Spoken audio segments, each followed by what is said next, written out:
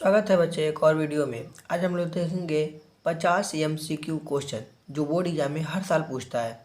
बच्चों ये question physics का है और इसमें कम समय में अधिक क्वेश्चन यानी 50 क्वेश्चन हम लोग सब कम से कम समय में, इतना कम समय में कोई नहीं बताएगा आपको।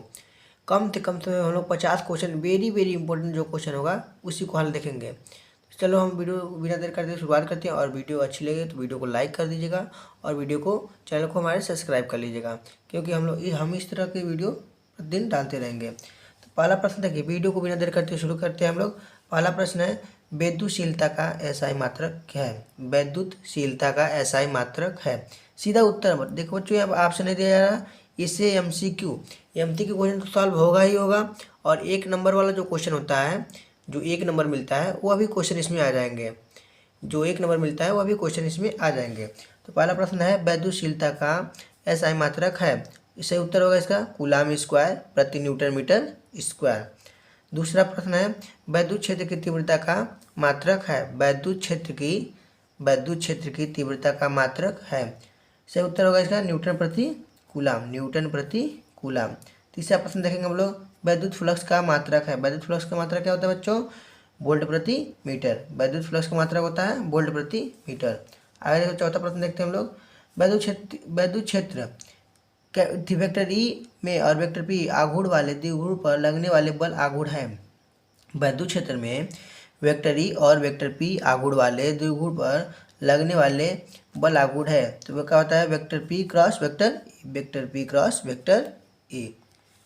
ओके देखो यहाँ पर बच्चों ओके लिखा है, 0 केल्विन ताप पर शुद्ध अर्धचालक होता है। प्रश्न है, पांचवा प्रश्न है, 0 केल्विन ताप पर शुद्ध अर्धचालक होता है। विद्युत रोधी। बच्चों इतना कम समय में इतना अधिक क्वेश्चन कोई भी हल नहीं करवाएगा।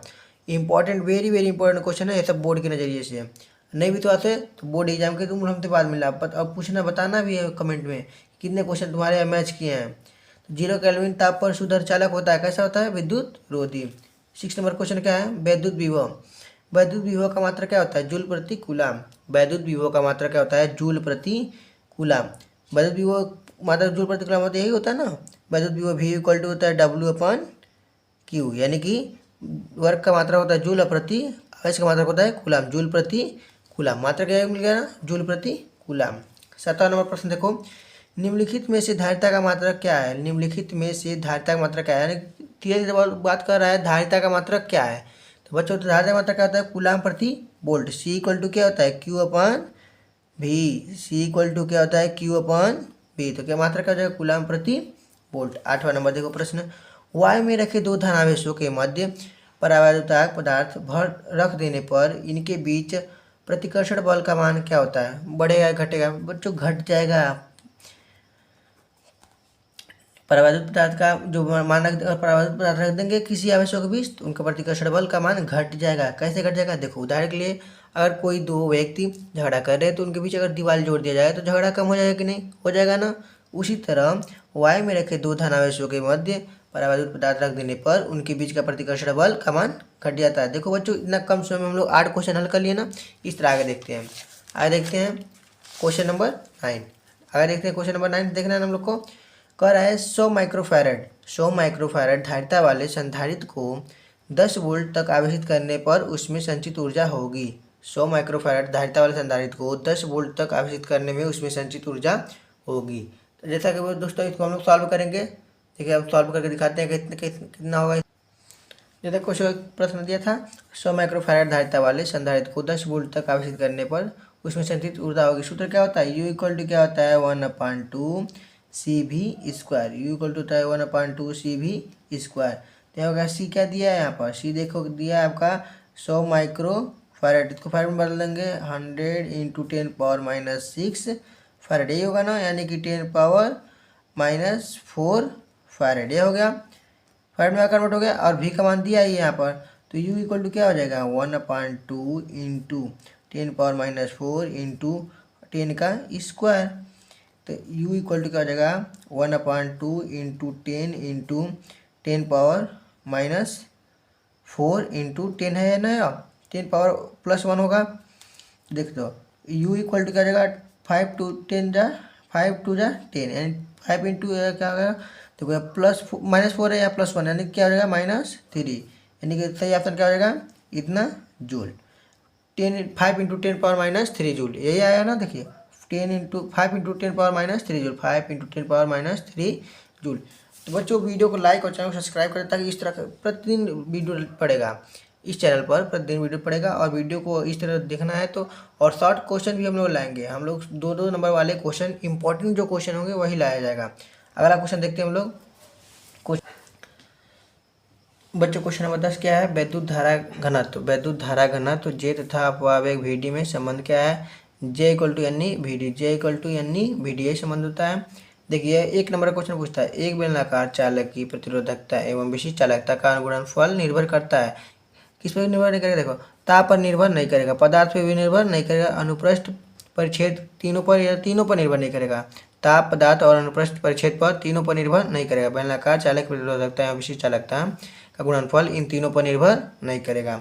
अगला क्वेश्चन का है 12 नंबर क्वेश्चन। देखो क्या कर रहा है बच्चों, 12 नंबर क्वेश्चन कर रहा है 50 ओम प्रतिरोध के धात्विक तार, 50 प्रतिरोध ओम के धात्विक तार को खींचकर 50 प्रतिरोध ओम के धात्विक तार को खींचकर उसकी लंबाई को 2 गुनी कर देते हैं, तो उसका नया प्रतिरोध क्या हो जाएगा 200 ओम।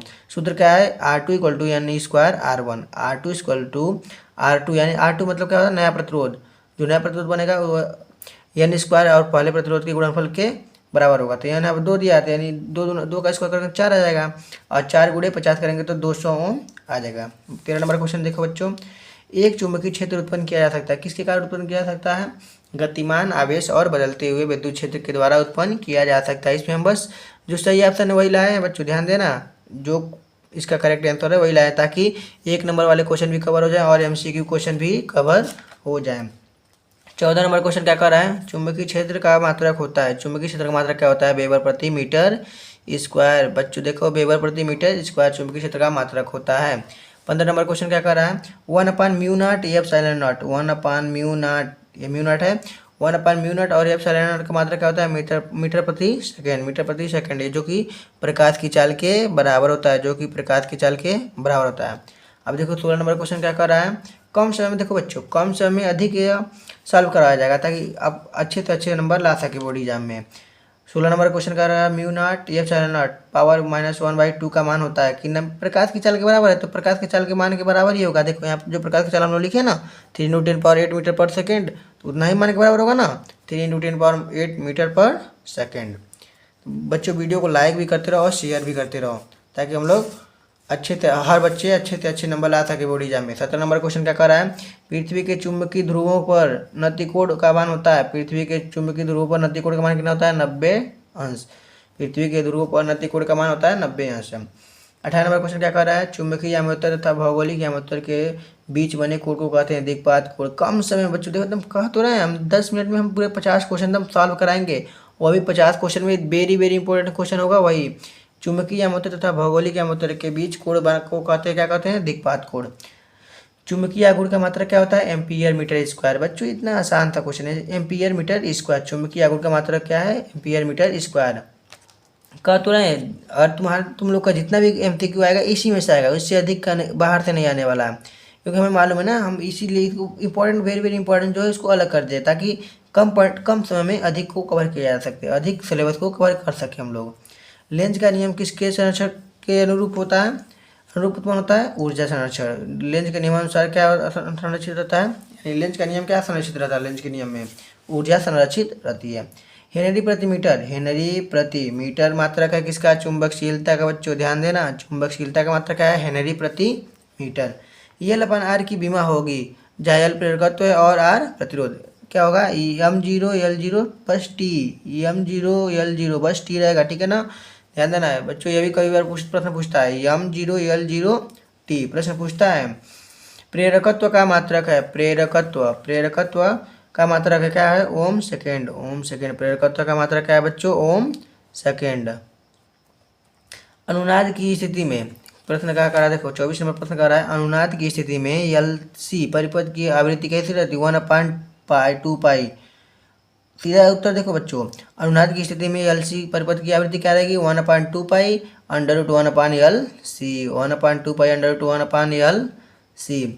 25 नंबर क्वेश्चन क्या कर रहा है, विद्युत चुंबकीय तरंगों के प्रवृत्ति होती है, विद्युत चुंबकीय तरंगों की प्रवृत्ति कैसे होती है, अनुप्रस्थ। विद्युत चुंबकीय तरंगों की प्रवृत्ति कैसे होती है बच्चों, अनुप्रस्थ। 26 नंबर क्वेश्चन देखेंगे हम लोग, देखते हैं 26 नंबर क्वेश्चन क्या कह रहा है। 26 नंबर क्वेश्चन कह रहा है हम लोग का, निम्नलिखित में से कौन सा, निम्नलिखित में से कौन चुंबकीय तरंग नहीं है, कौन,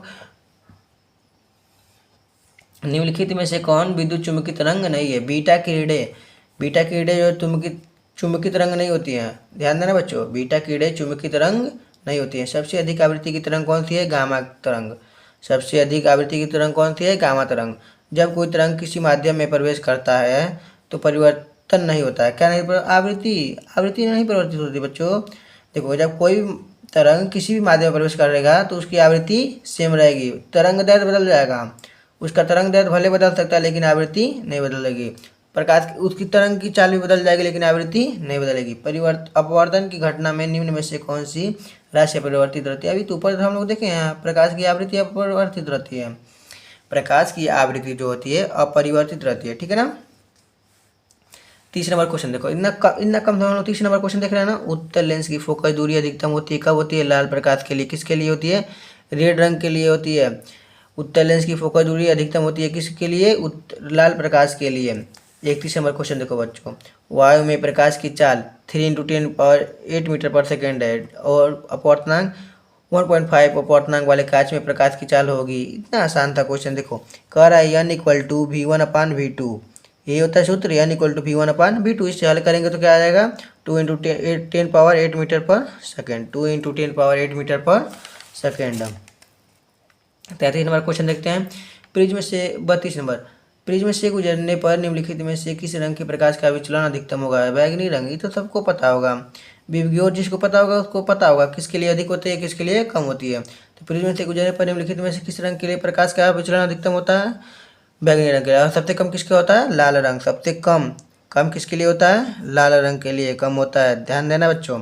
नेत्र लेंस की प्रकृति कैसी होती है, अभिसारी। नेत्र लेंस की प्रकृति कैसी होती है, अभिसारी। नेत्र लेंस की प्रवृत्ति कैसी होती है, प्रकृति कैसी होती है, अभिसारी। आगे देखते हैं 34 नंबर क्वेश्चन क्या कर रहा है, समान नेत्र के लिए स्पष्ट दृष्टि की न्यूनतम दूरी होती है 25 सेंटीमीटर। सब इंपॉर्टेंट क्वेश्चन ही लाए हैं बच्चों, 1 नंबर और MCQ क्वेश्चन जो इंपॉर्टेंट रहता है वही लाए हैं। सामान्य नेत्र के लिए स्पष्ट दृष्टि की न्यूनतम दूरी होती है 25 सेंटीमीटर। एक प्रकाश किरण वायु से जल में प्रवेश करती है, निम्नलिखित में से कौन सा परिवर्तित रहेगा, आवृत्ति। अभी हम लोग इस क्वेश्चन कई बार आ चुका है। प्रकाश किरण वायु से जल में प्रवेश करती है, यानी कोई भी माध्यम से किसी भी माध्यम में प्रवेश करेगा तो उसकी आवृत्ति नहीं बदलेगी, उसकी आवृत्ति नहीं बदलेगी। जब एक वर्णी प्रकाश निर्वात से किसी पारदर्शी माध्यम में प्रवेश करती है तो प्रकाश का कौन सा विलक्षण अपरिवर्तित रहता है। कितना बार क्वेश्चन आ गया बच्चों, अब आवृत्ति, ये बहुत इंपॉर्टेंट क्वेश्चन है, ध्यान देना, ये सब इंपॉर्टेंट क्वेश्चन है। आवृत्ति वाला इंपॉर्टेंट क्वेश्चन है, आवृत्ति बहुत बार पूछा है, हर साल पूछता है, लगभग एक न एक घुमा फिरा कर पूछ देता है। 33 नंबर क्वेश्चन है, जल की सतह पर तेल की पतली परत बिछी हुई है। जल की सतह पर तेल की पतली परत बिछी हुई है। सूर्य के प्रकाश में इस सतह पर सुंदर रंग दिखाई देने का कारण क्या होता है, प्रकाश का व्यतिकरण। प्रकाश का व्यतिकरण के कारण सूर्य का सुंदर रंग दिखाई देता है। 28 नंबर क्वेश्चन क्या कर रहा है, निम्न में से किस रंग के प्रकाश का वेग जल में सबसे अधिक होता है, लाल रंग के लिए प्रकाश का वेग सबसे अधिक होता है जल में। डापलर प्रभाव निर्मित होता है यदि स्रोत तथा संसूचक दोनों गतिशील हो। डापलर प्रभाव कब निर्मित होगा, जब स्रोत तथा संसूचक दोनों गतिशील हो। बच्चों इसके बाद हम लोग को MCQ भी पढ़ना है, इसका लॉन्ग डापलर प्रभाव जो है इसका लॉन्ग हमको नहीं पढ़ना है, जो भी इसका लॉन्ग आता है क्वेश्चन वह नहीं पढ़ना है डापलर प्रभाव का। बस दिया है डापलर प्रभाव किससे निर्मित होता है, तो स्रोत तथा संसूचक दोनों गतिशील रहेंगे तभी यह निर्मित होगा डापलर प्रभाव। 40 नंबर क्वेश्चन क्या कर रहा है, 40 नंबर, किसी गतिमान कण से संबंध द्विबोगली तरंग की तरंगदैर्घ्य निर्भर नहीं करती है, आवेश पर निर्भर नहीं करेगी। द्विबोगली तरंगदैर्घ्य आवेश पर निर्भर नहीं करेगी। 41वां नंबर क्वेश्चन देखते हैं बच्चों, निम्नलिखित कण एक ही वेग से गतिमान है। अधिकतम द्विबोगली तरंगदैर्घ्य वाला कण है इलेक्ट्रॉन। अधिकतम द्विबोगली तरंगदैर्घ्य वाला कण है इलेक्ट्रॉन। यदि किसी कण का संवेग 2 गुना कर दिया जाए तो द्विबोगली तरंगदैर्घ्य होगी आधी। और इसको देखो, किसी कण का संवेग 2 गुना करेंगे तो द्विबोगली तरंगदैर्घ्य क्या हो जाएगी, आधी हो जाएगी। 43 नंबर क्वेश्चन देखिए, ये लेमडा तरंगदैर्ध्य के फुटाने की ऊर्जा होती है hc/λ। hc/λ यह फार्मूला ऐसे याद करना बच्चों, इस पर न्यूमेरिकल कन्फर्म आएगा बोर्ड एग्जाम में, इसको याद रखना।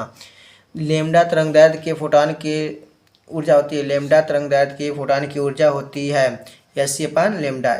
44 नंबर क्वेश्चन क्या कर रहा है, एक हाइड्रोजन परमाणु को आयनित करने के लिए आवश्यक न्यूनतम ऊर्जा है। एक हाइड्रोजन परमाणु को आयनित करने के लिए आवश्यक न्यूनतम ऊर्जा है 13.6 electron volt. 13.6 electron volt. 45 number question का कर रहा है, हाइड्रोजन परमाणु की आयनन ऊर्जा का मान होता है, हाइड्रोजन परमाणु की आयनन ऊर्जा का मान होता है 13.6 इलेक्ट्रॉन वोल्ट। अभी हम लोग ऊपर देखे ही ना, हाइड्रोजन परमाणु की आयनन की ऊर्जा होता है 13.6 इलेक्ट्रॉन 6 जूल होता है। ऊर्जा ध्यान देना, इधर ऊर्जा दे रहा है, इधर आवश्यक ऊर्जा पूछा ना, 1 जूल होता है। ठीक है, एक एमयू के तुल्य क्या कर रहा है, प्रश्न क्या कर रहा है 46 नंबर, एक एमयू के तुल्य ऊर्जा है 931 million electron volt. 931 million electron volt. दो परमाणुओं के परमाणु क्रमांक समान परंतु परमाणु द्रव्यमान भिन्न भिन्न है होंगे, समस्थानिक कहलाएंगे। परमाणु कैसे कहलाएंगे, समस्थानिक। ये इंपॉर्टेंट है, वेरी वेरी इंपॉर्टेंट है बच्चों, इसके बोर्ड के नजरिए से ये बहुत ही इंपॉर्टेंट है। दो परमाणु के परमाणु क्रमांक समान है परंतु परमाणु द्रव्यमान भिन्न भिन्न होंगे, परमाणु कैसे होंगे, समस्थानिक होंगे। सूर्य की विकिरण ऊर्जा का स्रोत है नाभिकीय संलयन। नाभिकीय संलयन के कार्य सूर्य का विकिरण ऊर्जा स्रोत कहलाता है। सूर्य के विकिरण ऊर्जा स्रोत क्या कहलाएगा, नाभिकीय संलयन। अर्धचालकों में विद्युत चालन होता है, कोटो तथा, देखो 49 नंबर क्वेश्चन क्या कर रहा है, अर्धचालकों में विद्युत चालन होता है कोटरों तथा इलेक्ट्रॉनों से। अर्धचालकों में विद्युत चालन होता है कोटरों तथा इलेक्ट्रॉनों से। बच्चों वीडियो बनाने में बहुत अधिक मेहनत लगता है, इसलिए वीडियो को लाइक और चैनल को सब्सक्राइब करके जाना प्लीज़। एक लाइक तो बनता है मेरे लिए भाई। जय हिंद दोस्तों, फिर मिलते हैं अगले वीडियो में। और ध्यान देना चैनल को सब्सक्राइब कर लो ताकि हम लोग नेक्स्ट जो हम लोग ला रहे हैं शॉर्ट क्वेश्चन आंसर, उससे हम तुम्हें आसानी से प्राप्त कर सकें और इसी तरह कम समय में अधिक क्वेश्चन को हम लोग हल करेंगे। जय हिंद दोस्तों, मिलते हैं फिर नेक्स्ट वीडियो में।